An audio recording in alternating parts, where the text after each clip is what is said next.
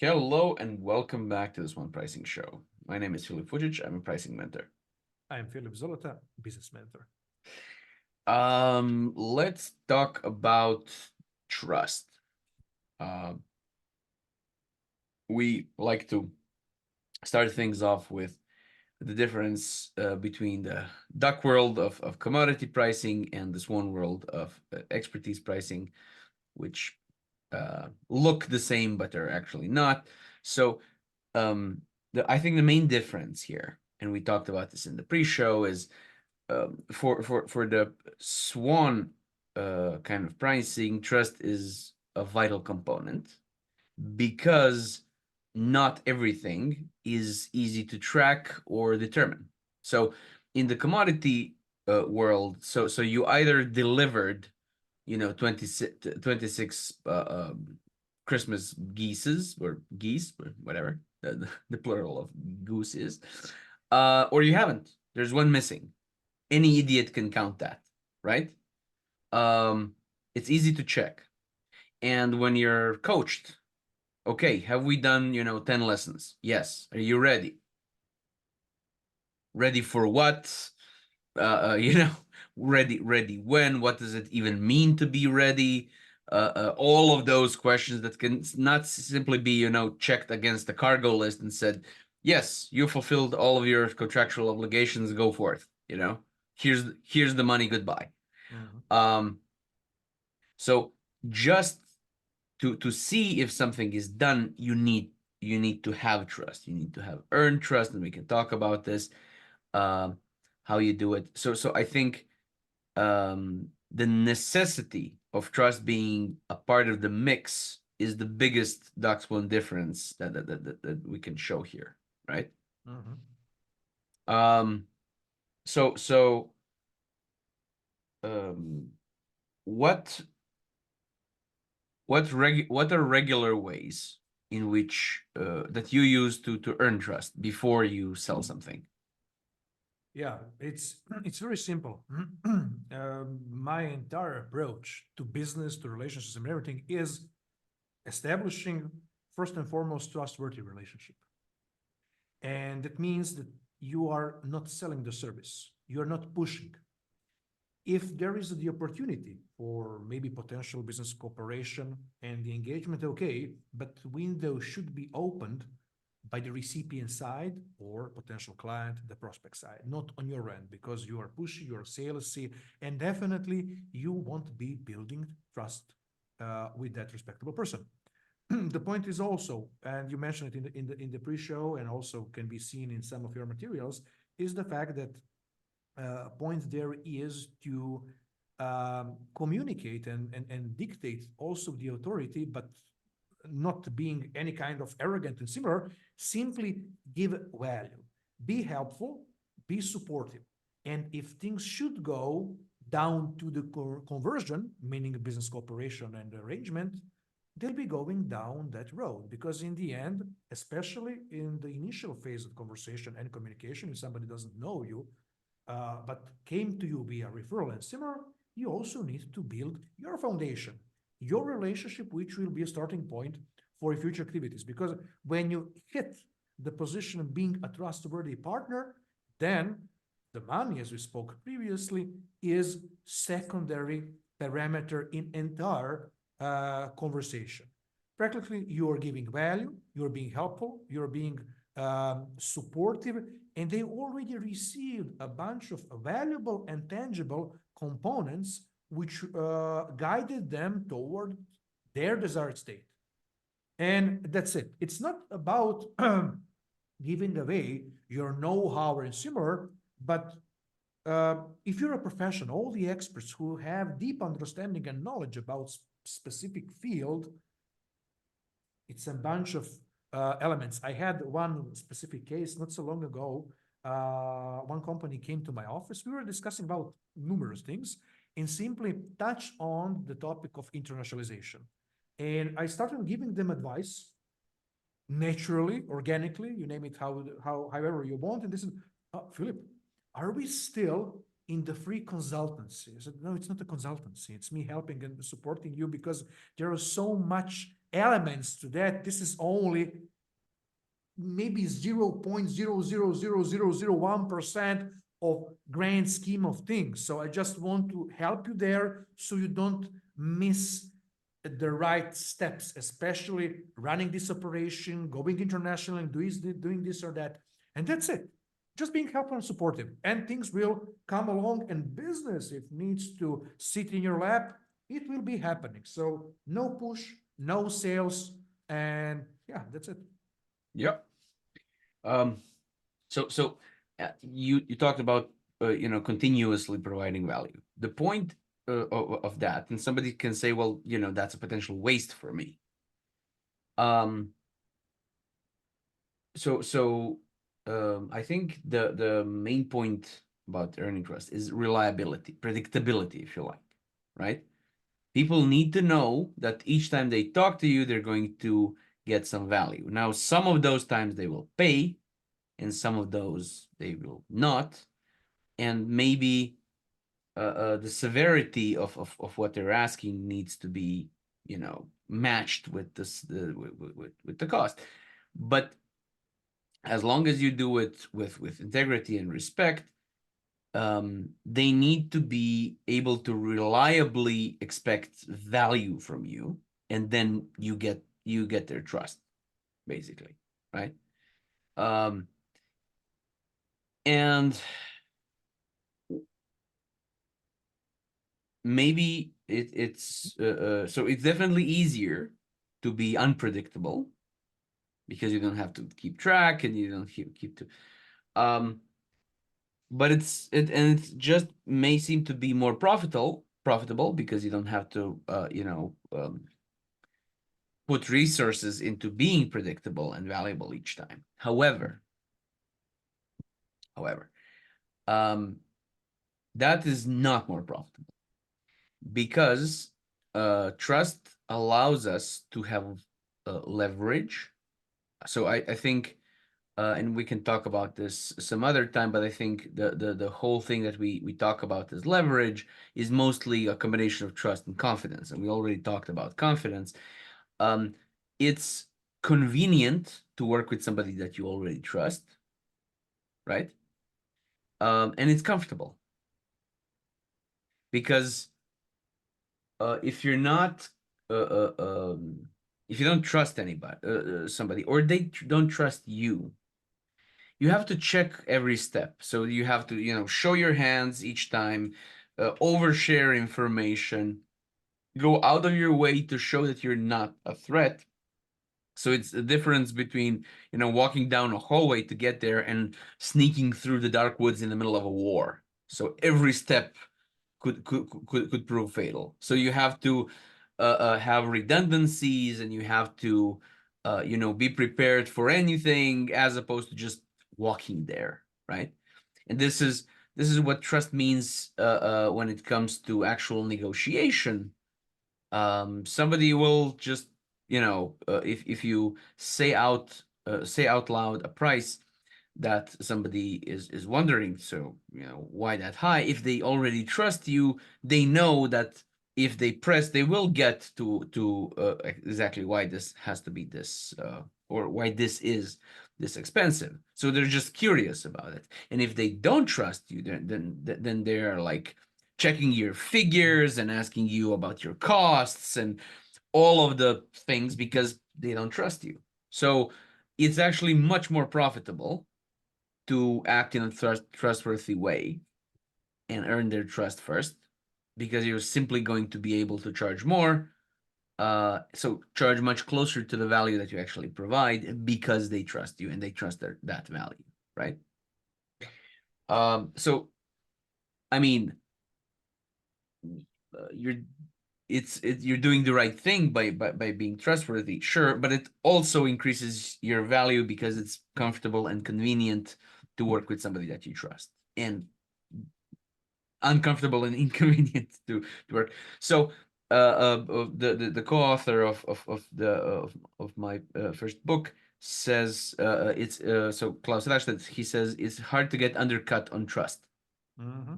So you can be easily undercut on price, But if they all already trust you and they don't trust somebody else, that's of little consequence.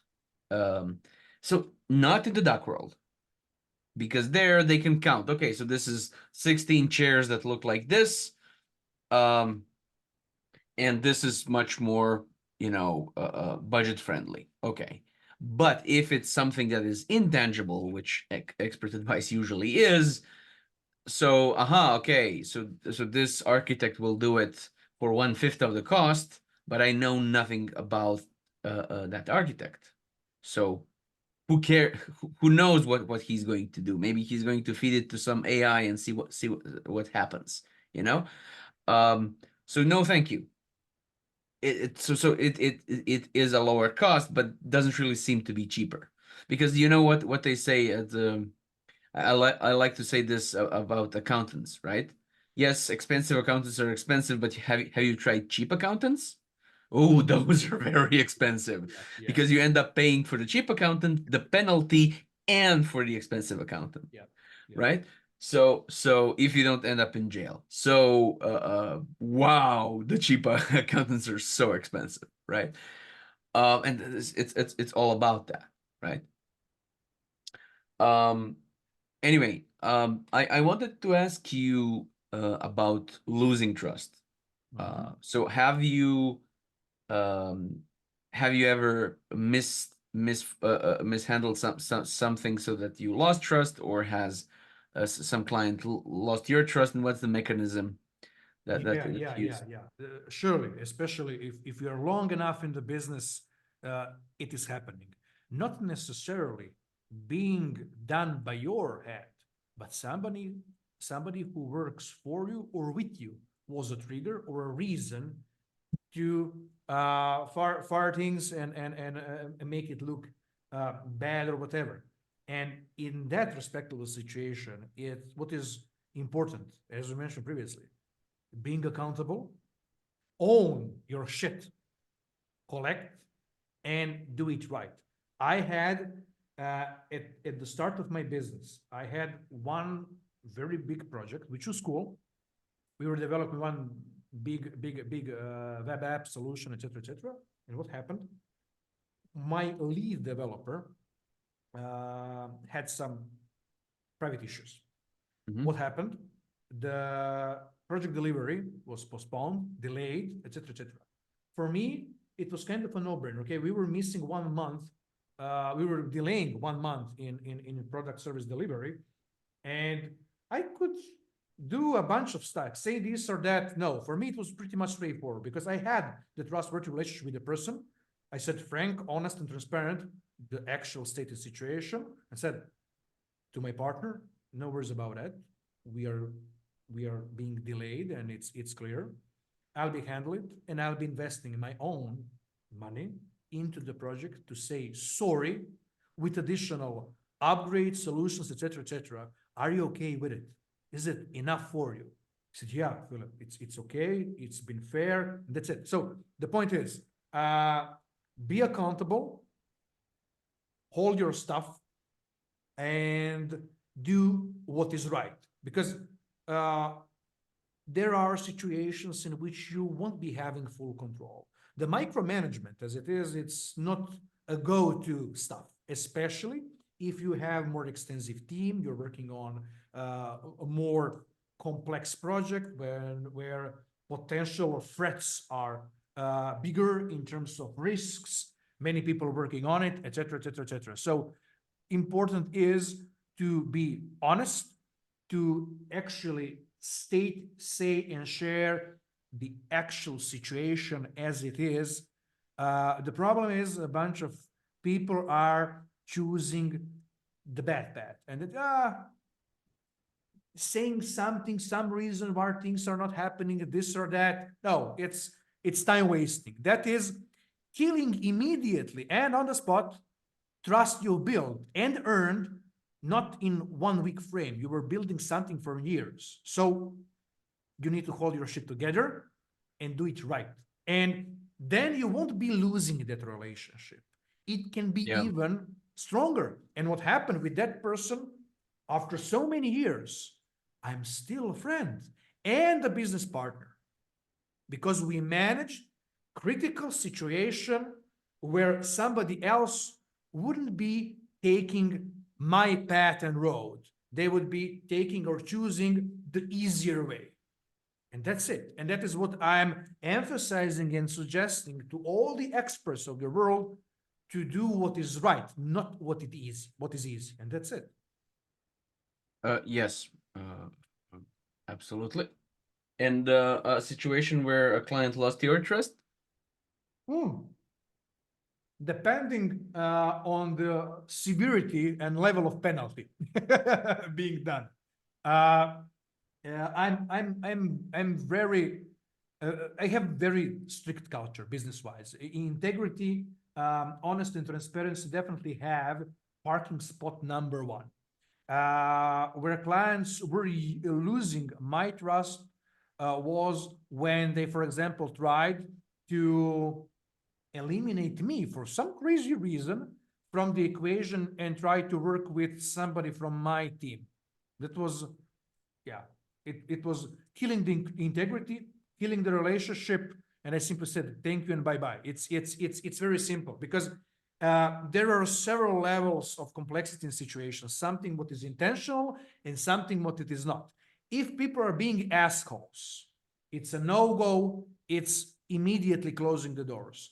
If there are specific situations and scenarios which are beyond the expected and your control, then we have a playground to talk about, discussion, argumentation, and everything else. So that is very important. Important, understand, to hold clear head and approach objectively as possible to this specific situation, because you don't have a copycat situation. You have lookalike situations, but people are not different. They aren't the same. So depending from case to case. But if somebody's being an asshole, it's strict no-go. If situations are different, or people didn't, your client don't understand the level of complexity, they misunderstood something, and they weren't on top of the game at the moment, it is okay. We are people. It is okay to make a mistake depending on the level of that mistake. Yes, of the fuck up. So one thing that I just wanted to mention, it's not it's not like it's impossible to have some elements of the agreement uphold the trust. So it's not like it's all trust based, or that it's all relational trust based. Um you can structure the engagements of what you do by adding some contractual mechanisms of trust, so guarantees typically, but also specific contract clauses, or price list options, or price modalities, any purely legal or technical ways which are used in your industry to basically enforce trust. That's fine, especially when you trust, when you go from position of relational trust. Then you can also say, it's one thing that you say I promise, it's another when you guarantee it in a contract.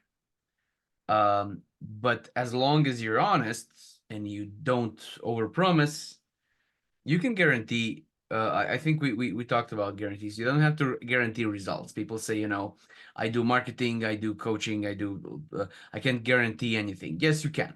You just can't guarantee results, but you can guarantee not to be late and set yourself some penalty for being late and then not being late.